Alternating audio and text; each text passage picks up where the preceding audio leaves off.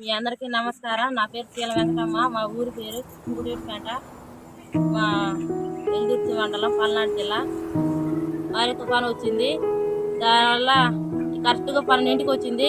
మేము ఇండ్లలోనే ఉన్నాం. మా మాయంగానే వచ్చింది. అది అప్పటికి రాదులే అనుకున్నాం.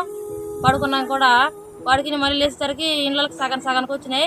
మేమైతే మా మేకలన్నీ మేకల రూమ్లోకి నీళ్ళని పోతే దాటించుకున్నాం సార్. నీళ్ళనే మా ఊరు మగపిల్లలు వాళ్ళందరూ వచ్చి దాటించారు మేకలని.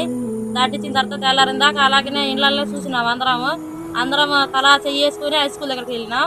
హై స్కూల్ దగ్గరికి వెళ్తే ఇంకా తెల్లారైపోయింది. ఫారెస్ట్ వాళ్ళు వచ్చి అవన్నీ మేకలు అవన్నీ రోడ్డుకి దాటించారు. మళ్ళీ ఇండ్ల నుంచి తర్వాత జేసీబీ వాళ్ళు వచ్చారు. జేసీబీ ద్వారా రోడ్డుకి దాటించి రోడ్డు నుంచి సిగురుపాటు తీసుకెళ్ళారు సార్. సిగురుపాటు తీసుకెళ్ళి దుప్పట్లు, అన్నము అవన్నీ పెట్టారు. హాస్పిటల్ చూపించారు. ఆరోగ్య మాతర్లు అవన్నీ ఇచ్చారు. తర్వాత సార్ వాళ్ళకి తెలియజేయడం జరిగింది. నాడే శారదా మేడం, నారాయణ సార్ వచ్చి అవి ఎలా వచ్చింది అది ఇది అడిగిరు. ఇవన్నీ కూలిపోయినాయి సార్. అంటే మేకలు, కోళ్ళు, బియ్యం, పప్పు గింజలు అవన్నీ నానిపోయినాయి సార్. ఇళ్ళకి నీళ్ళు వచ్చినాయి. అది తెలియజేయడం జరిగితే ఇవి సరుకులన్నీ తెచ్చింది సార్. తెచ్చి పంచారు. బియ్యం, పప్పు గింజలు, నూనె ప్యాకెట్, సాప అవి తీసుకొచ్చి ఆడిట్ ద్వారా ఇవన్నీ పంచినందుకు మాకు చాలా సంతోషంగా ఉంది. మీ అందరికి నమస్కారం. నా పేరు వెంకటమ్మ. అది గుంటుపెట్టుకుంట. మా మండలం వచ్చేసి ఎల్దుర్తి, జిల్లా వచ్చేసి పల్నాడు. 29-30 వరకు వాగులు వంకలు వచ్చి మా ఇండ్లన్నీ సగం వరకు నిండిపోయినాయి. బియ్యము అన్ని నిండిపోయినాయి. ఫోన్ ద్వారాగా హైవే వాళ్ళు వచ్చి మమ్మల్ని చూసారు. హైవే వాళ్ళు వచ్చి మరి రాగలుగుతారంటే రాలేము సార్ అని చెప్పినాము.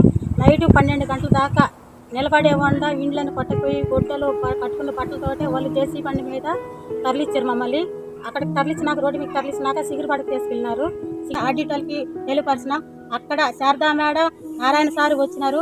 అక్కడికి వాళ్ళకి తెలియపరిచినాము. వాళ్ళు వచ్చినాక ఏమేమి పోయిన వాళ్ళు తెలుసుకున్నారు. ఇక్కడికి కూడా వచ్చి మీటింగ్ పెట్టి మీకు ఏమేమి సమస్యలు ఉన్నాయని అన్ని ఇండ్లు తిరిగి చూసినారు. మాకు ఏంటి సార్, మాకు కష్టంగా ఉంది, బతకానికి పనుల్లో ఇప్పుడు వాగులు కొట్టకపోయినాయి, చేలను కొట్టకపోయి అని తెలియపరిచినాము. మాకు నిలబడే సరుకులు కావాలని మేము అడిగినాము. వాళ్ళు కూడా సోనా మర్చి బియ్యము ప్యాకెట్ ఇచ్చినారు. నూనె 2 కేజీలు, గోధుమ పిండి 2 కేజీలు, కందిపప్పు 3 కేజీలు ఇచ్చినారు. సాప ఒకటి ఇచ్చినారు. అయితే అవి ఇచ్చినారు సార్. మాకు ఆడిట్కి తరఫున మీ యొక్క ధన్యవాదాలు. పెద్దలందరికీ ధన్యవాదాలు. అందరికి నమస్కారం సార్. తుఫాను వచ్చి వరదలు వచ్చి మొత్తం కొట్టిపోయారు సార్. కాబట్టి మన ఆడిట్ సార్లు మాకు డాక్యుమెంట్ బట్టి నెల తరపులు బట్టి ఆడిట్కి ధన్యవాదాలు సార్. నమస్కారం సార్. మాకు తుఫాను వచ్చి ఆన్లైన్లో మా ఇల్లు నిలిపోయారు.